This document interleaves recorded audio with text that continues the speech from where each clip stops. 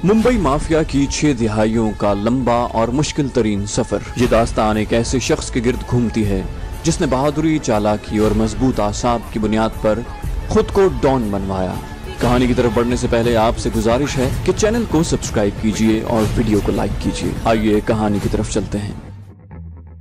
तेली मोहल्ले में government JJ अस्पताल के करीब 3 लोग इस खतरनाक अंदाज से बैठे थे कि हर आने जाने वाला उनसे बचकर गुजरने की कोशिश कर रहा था। खालिद पहलवान, रहीम पहलवान और लाल खान हट्टे कट्टे नौजवान थे। खुद को पहलवान कहलवाने के लिए उन्होंने अखाड़े में दिन रात मेहनत के साथ वर्जिश की थी। ये तीनों अपने अपने मजबूत पट्टों से गुजरते लोगों को डराने में मसरूफ थे कि चमकदार स्याह रंग की मर्सिडीज सामने आकर रुकी, गोया के कोई असली डॉन आ पहुंचा हो। जैसा कि एक लम्हे के लिए तेली मोहल्ले की बेरौनक फजा झिलमिला उठी हो। 70 की दिहाई के अवाइल में बम्बई की सड़कों पर बहुत कम मर्सिडीज देखने को मिलती थी।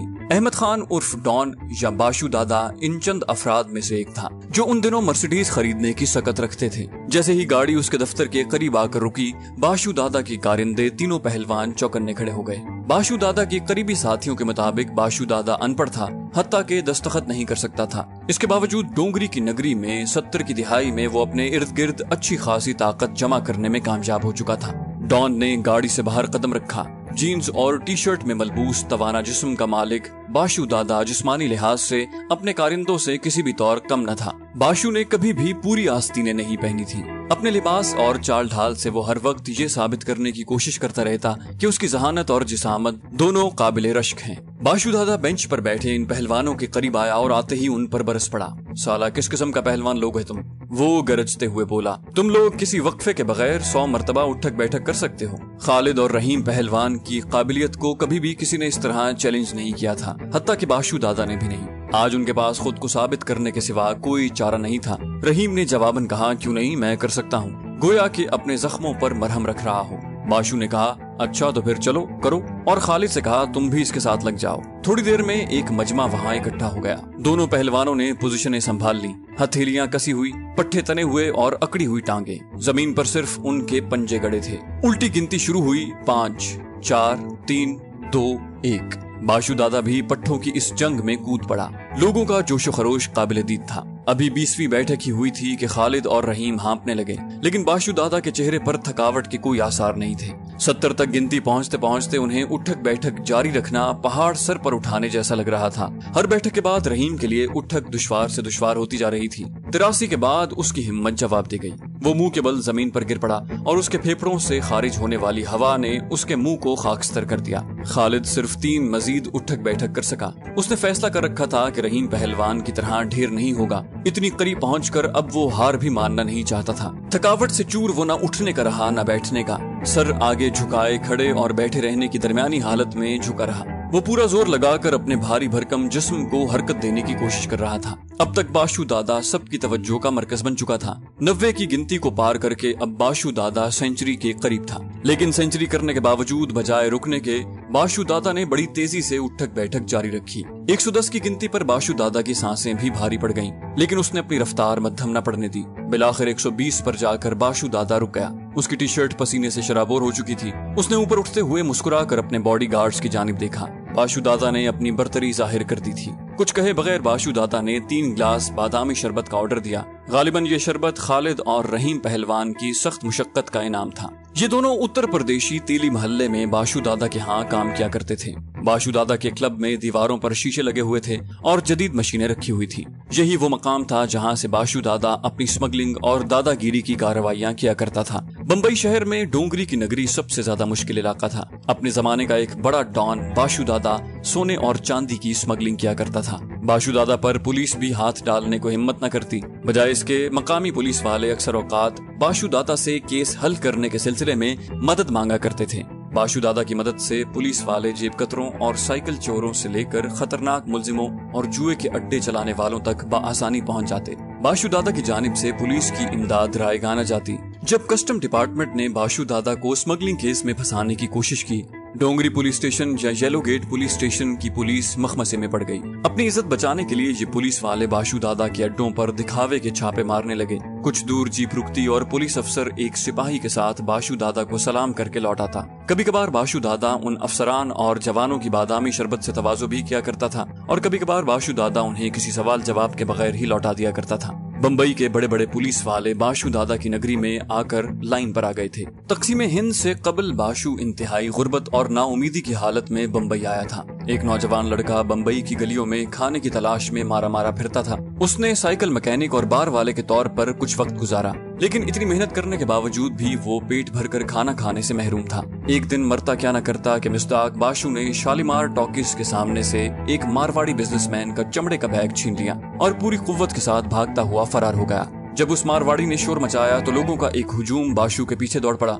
नल बाजार के नुक्कड़ पर एक पुलिस कांस्टेबल ने बाशु को दबोच लिया और उसके हाथ से बैग छीन लिया। ये बैग नोटों से भरा हुआ था। इस जुर्म की पादाश में बाशु को डोंगरी रिमांड हाउस भेज दिया गया। ये कम उम्र बच्चों की सबसे बड़ी जेल थी। 15 बरस की उम्र में उसे बड़े बड़े मुजरिमों की तरह जिस्मानी मुशक्कत उठाना पड़ी। इस सख्त मेहनत के बायस बाशु के जिस्म में तवानाई पैदा होने लगी। अब उसने बॉडी बिल्डिंग में दिलचस्पी लेना शुरू की और वक्त गुजरने के साथ साथ बॉडी बिल्डिंग उसका जुनून बनता गया। अपने मजबूत पट्टों की वजह से अब बाशु जेल में सबकी तवज्जो का मरकज बन चुका था। अब उसके साथी और वार्डन भी उसके गुस्से से डरने लगे थे। कहानी मशहूर है कि एक मर्तबा कम खाना देने पर बाशु ने एक बावर्ची के थप्पड़ रसीद कर दिया। गुस्से में भरे बावर्ची ने बाशु को लोहे की सलाखों से मारना शुरू कर दिया। बाशु ने सलाख पकड़कर बाआसानी मोड़ दी। ये नाकाबिले यकीन मंजर देखकर बहुत से लोग बाशु से खाइफ रहने लगे। पहले तो इंतजामिया ने इस हरकत की पादाश में बाशु को सजा देने की ठानी, लेकिन फिर उसकी कम उम्री और सजा का पूरा होने का लिहाज रखते हुए मामले को खत्म कर दिया। रिहाई पाते ही बाशु ने चंद बेरोजगार नौजवानों को साथ लेकर एक गिरोह बना लिया,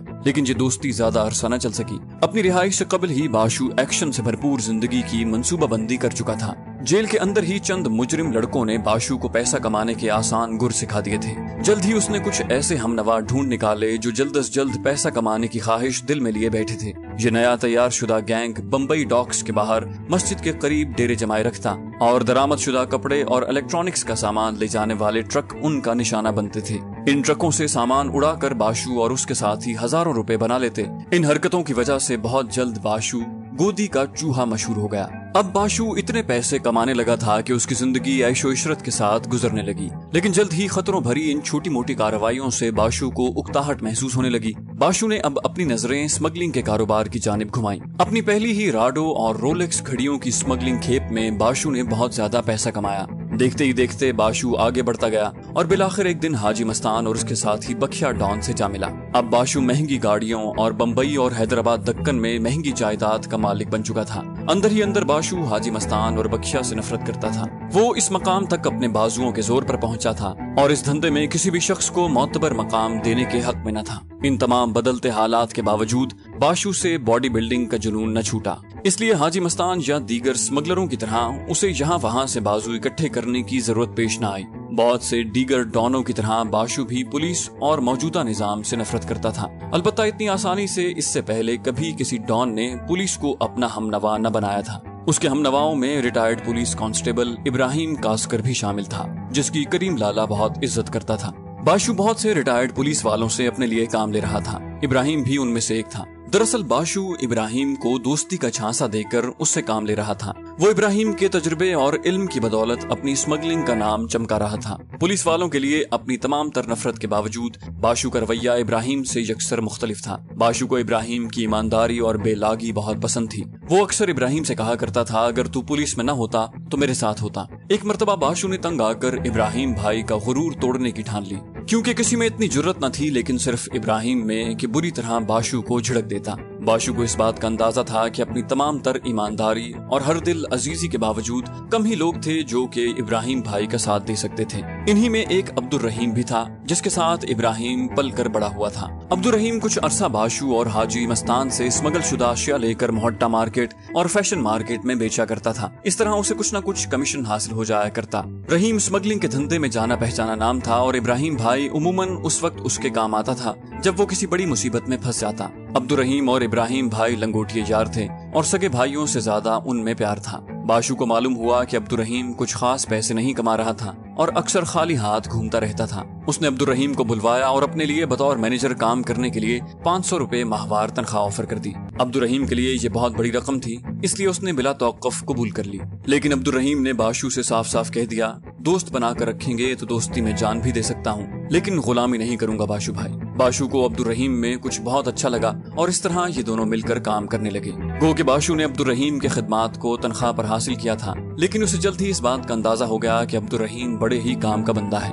अब्दुर्रहीम ने अपनी जहानत से बाशु के बिजनेस का कई गुना मुनाफा बढ़ा दिया था। जल्द ही बाशु को अंदाजा होने लगा कि अब वो अब्दुर्रहीम के मशवरों के बगैर नहीं चल सकता। गोया कि अब्दुर्रहीम बाशु का थिंक टैंक था। हालात बदलते रहे और सब भूल गए कि बाशु इब्राहिम भाई को नीचा दिखाना चाहता था, लेकिन तारीख की याददाश्त कभी कमजोर नहीं हुआ करती। इब्राहिम कास्कर का ताल्लुक महाराष्ट्र के डिस्ट्रिक्ट रत्नागिरी के गांव ममका से था। इब्राहिम कास्कर के वालिद हसन कास्कर नाज कटिंग सैलून के नाम से डोंगरी में हजामत की दुकान चलाया करते थे। इब्राहिम के 3 भाई थे, अहमद, महमूद और इस्माइल। ये तमाम भाई रत्नागिरी के करीब एक गांव खेद में रहते थे। इन सब में इब्राहिम ही वो शख्स था जिसने बम्बई में अपना मकान और नाम बनाया। बाकी तमाम लोग इंतहाई गरीब और गुमनाम थे। ये कांस्टेबल डोंगरी के इलाके में एक जाना पहचाना नाम था। उन दिनों मुस्लिम कम्युनिटी से बहुत ही कम हेड कांस्टेबल हुआ करते थे और हेड कांस्टेबल को डिप्टी कमिश्नर पुलिस से भी ज्यादा असर व रसूख वाला अहलकार समझा जाता था। उस वक्त हाजी मस्तान और करीम लाला काफी मुस्तहकम हो चुके थे और जुर्म की इस नगरी पर राज कर रहे थे। अलबत्ता एक शख्स जो कभी भी उनके दरबार में धड़ल्ले के साथ दाखिल हो सकता था, उसका नाम था इब्राहिम कास्कर। इब्राहिम भाई को उस हल्के में कितनी इज्जत और तकरीम हासिल थी, गालिबन उसे अल्फाज में बयान करना मुमकिन न था। जब से करीम लाला ने इब्राहिम को इब्राहिम भाई कहा था, गोया कि सबने अपने ऊपर इस बात को लाजिम कर लिया कि अब इब्राहिम कास्कर को इब्राहिम भाई ही कहना है। जब कभी इलाके में किसी भी किस्म का तनाजा हो जाता, लोग इब्राहिम भाई को जरूर बुलाते। झगड़ा 2 भाइयों के दरमियान हो या मियां बीवी के दरमियान या जायदाद का कोई तनाजा हो, इब्राहिम भाई की सालसी पर सबको एतमाद था। इब्राहिम भाई की मदाखलत के बगैर इन मसाइल का हल हो जाना भी नागुज़ीर समझा जाता था। इस किस्म के झगड़े निपटाने के अलावा इब्राहिम भाई गरीबों का ख्याल रखने की भी कोशिश करते थे। गरीबों, यतीमों और बेसहारा लोगों को रोटी, कपड़ा और छत मुहैया करने के लिए भी इब्राहिम भाई काफी मशहूर थे। अगर उनके पास किसी गरीब की मदद करने के लिए कभी पैसे न होते तो वो किसी डॉन के पास जाकर उधार लाने में भी तौक़ुफ़ न करते। हर हाल में उस गरीब की गरज को पूरा करने की कोशिश करते। इलाके में इतनी इज्जत और तकरीम और असर व रसूख वाला इब्राहिम भाई जब किसी सैयद मुसलमान को देखता तो उसकी इज्जत और तकरीम के लिए खड़ा हो जाया करता। गो के मुसलमानों में जात पात का कोई निजाम राइज नहीं है, लेकिन सैयदजादों की बड़ी इज्जत की जाती है। इब्राहिम भाई के इसी मजहबी जज्बे से कभी कभार लोग गलत फायदा भी उठा लेते।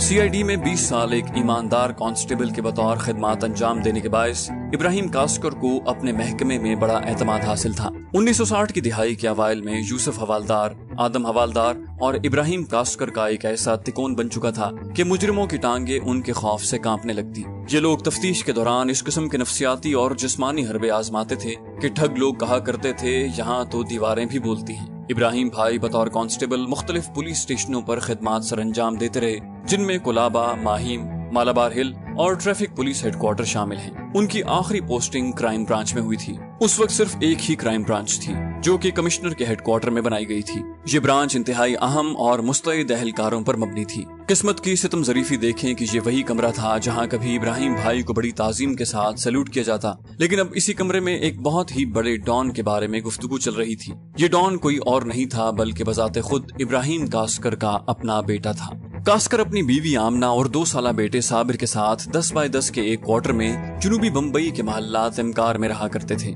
इसी क्वार्टर में इब्राहिम भाई का ये दूसरा बेटा 26 दिसंबर 1955 को पैदा हुआ, जिसने बाप के नक्शे कदम पर चलने से यकसर इनकार कर दिया। गो के इब्राहिम भाई पहले ही एक बेटे के बाप थे, लेकिन दूसरे बेटे की पैदाइश की खबर सुनते ही इब्राहिम भाई खुशी से दीवाना हो गए। जिस वक्त इब्राहिम भाई को दूसरे बेटे की पैदाइश की खबर मिली, उस वक्त इब्राहिम भाई मालाबार हिल ट्रैफिक पुलिस में सड़कों पर ट्रैफिक के साथ मसरूफ थे। उन्होंने फौरन छुट्टी ली और अपनी बीवी आमिना के पास जा पहुंचे।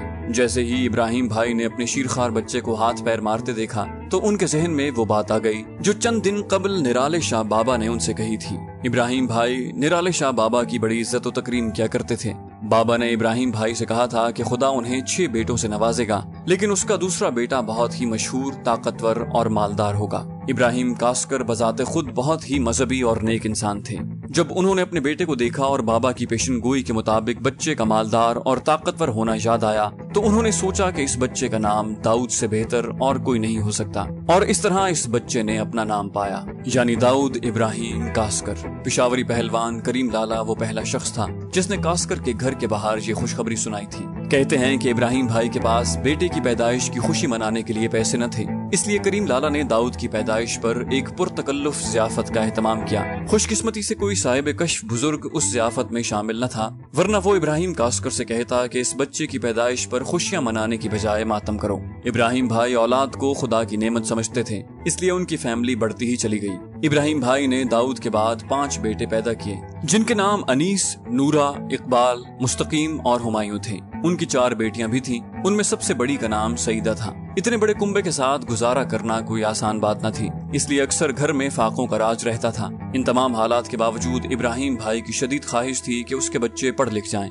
उन्होंने दाऊद को उस वक्त के मारूफ English medium school Ahmed Sailor high school में दाखिल करवाया, जबकि दीगर भाई म्यूनिसिपैलिटी के स्कूलों और बहनें उर्दू मीडियम स्कूलों में दाखिल करा दी गईं। इब्राहिम भाई को अंदाजा था कि उसका दूसरा बेटा कुछ गैर मामूली सलाहियतों का हामिल है। उन्होंने दाऊद को रोड सेफ्टी पेट्रोल में ट्रैफिक ट्रेनिंग के लिए भी भर्ती करवा दिया। 6ठी जमात तक सब ठीक चल रहा था और दाऊद ने कभी कोई गड़बड़ न की थी। एक दिन अचानक ही इब्राहिम और उनके चंद साथियों को नौकरी से हाथ धोने पड़े। ये बात कभी वाज़ेह न हो सकी कि इस बहरान के पीछे असल वजूहात क्या थी, लेकिन कहा जाता है कि 1966 में किसी बड़े आदमी के कत्ल के केस की पादाश में उनके साथ ऐसा हुआ। अचानक ही अपने साथियों के साथ यूं मुअत्तल हो जाने का यकीन इब्राहिम भाई को नहीं हो रहा था। खानदान फाका कशी के धाने पर आन खड़ा हुआ। तालीम बच्चों का एक सुहाना ख्वाब दिखाई दे रही थी। शायद कि दाऊद की तालीम जारी रहने की सूरत में जिंदगी अपना कुछ और ही रुख दिखाती, लेकिन माशी बहरान के पेश नजर दाऊद को भी स्कूल छोड़ना पड़ा। जब दाऊद ने तालीम को खैरबाद कह दिया तो उसकी उम्र बमुश्किल 10 बरस थी। एक शख्स जो इन तमाम हालात से शदीद परेशान था और उसे शदीद सदमा पहुंचा था, वो था इब्राहिम कास्कर का सीनियर एसीपी दस्तगीर बुरहान मलगी। उसकी शदीद ख्वाहिश थी कि दाऊद हर कीमत पर तालीम जारी रखे, लेकिन इब्राहिम भाई के पास इसके सिवा कोई दूसरा चारा न था। 1966 की गर्मियों से दाऊद बहुत खुश था। अब उसे स्कूल नहीं जाना था, घर का काम करना था, न छुट्टियों का। उसे आरएसपी की ट्रेनिंग के लिए भी नहीं जाना था। अब उसके पास बहुत सा फारिग वक्त था, वो जैसे चाहता अपनी जिंदगी गुजार सकता था। लिहाजा उसने गली के लड़कों के साथ आवारागर्दी शुरू कर दी। इन लड़कों ने डोंगरी और जेजे के उन इलाकों में वक्त गुजारना शुरू कर दिया जो कि जराइम के गढ़ थे। दाऊद को कभी कभी जेजे अस्पताल के मैदान में क्रिकेट खेलते हुए भी पाया गया। उसे क्रिकेट खेलना बहुत पसंद था। वो उस वक्त भी क्रिकेट की सरपरस्ती का शौक रखता था जब कानून उसके ताक़ुब में था। कभी कभार दाऊद जेजे स्क्वायर के करीब वहाँ के मुसलमान लड़कों के साथ खेल में भी अपना वक्त बिताया करता था। इब्राहिम भाई ने कोई नया काम शुरू करने से पहले अपने खानदान वालों का पेट पालने की गरज से छोटे मोटे काम करना शुरू किए। इस दौरान उन्हें बाशु दादा के लिए छोटे मोटे काम भी करना पड़े, जैसा कि कस्टम डिपार्टमेंट में क्लर्कों के पास इधर उधर फाइलें लेकर दौड़ना वगैरह। लेकिन इस सारे अरसे के दौरान भी इब्राहिम भाई ने लालच को गालिब न आने दिया और हर कीमत पर अपनी ईमानदारी की हिफाजत की। अलबत्ता जिंदगी की इस दौड़ धूप में वो अपने बेटों पर कड़ी नजर न रख सके, बिलखुसूस साबिर और दाऊद पर। तो दोस्तों, ये थी हमारी आज की एपिसोड। उम्मीद करते हैं आपको हमारी कहानी पसंद आई होगी। जाने से पहले इस वीडियो को लाइक कीजिए और शेयर करना मत भूलिए। कमेंट करके हमें बताइए कि आपको हमारी वीडियो कैसी लगी, और अगर अभी तक आपने इस चैनल को सब्सक्राइब नहीं किया तो इसे सब्सक्राइब कीजिए और बेल आइकन दबाकर ऑल नोटिफिकेशंस ऑन कर लीजिए।